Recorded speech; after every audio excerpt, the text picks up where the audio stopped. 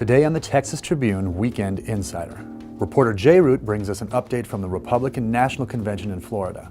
Then Morgan Smith takes a look at the changing student demographics in Texas public schools and the challenges those changes present. Find full versions of these stories at texastribune.org.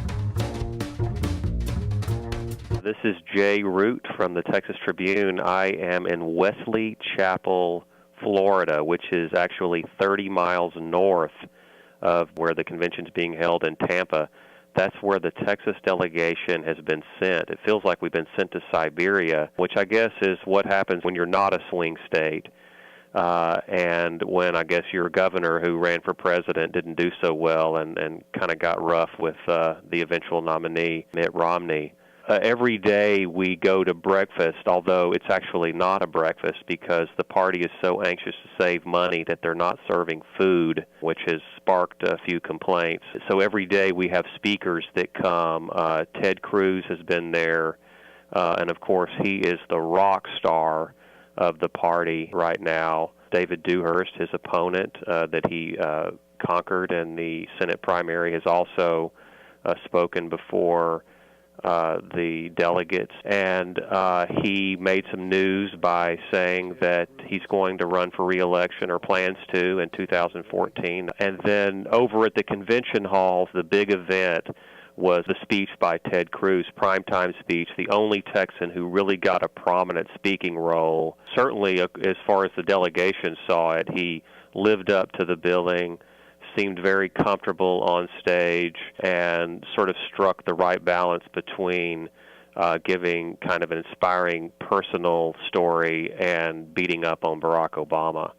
One of the things that I've picked up on, it's been very interesting, and you'll be reading about this in the Texas Tribune, is that a lot of the delegates are really anxious to move beyond Rick Perry and David Dewhurst. But having said that, I think it's fair to say that Perry has gotten a really good reception when he's walked the convention halls.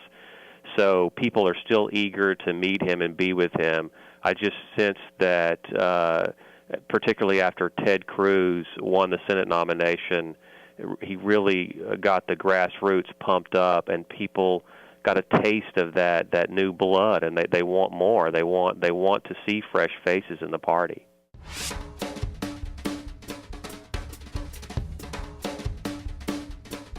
I think the easiest way to kind of get a picture for how Texas schools are changing is if you look at the changes in the under 18 population between 2000 and 2010. That grew by 979,000. Of that 979,000, 931,000 were Hispanic.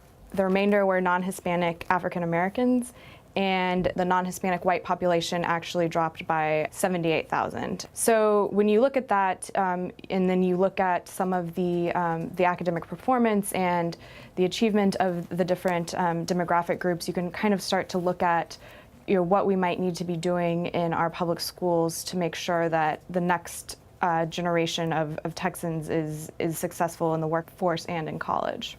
There's been a lot of research that's done in how best to reach minority populations, how best to reach low-income populations, which minorities tend to be. And the first thing is that it usually takes a lot more resources on the part of the schools to properly educate poor kids and Hispanic kids in particular. You have a large percentage of them coming from households that don't speak English in the home, that need help in school learning the English language. I think there are a lot of conversations that need to happen about, in terms of teacher preparation, educating teachers about the kinds of communities that these kids are coming from, the kinds of challenges that they have in their home life, and how to kind of address those in the classroom.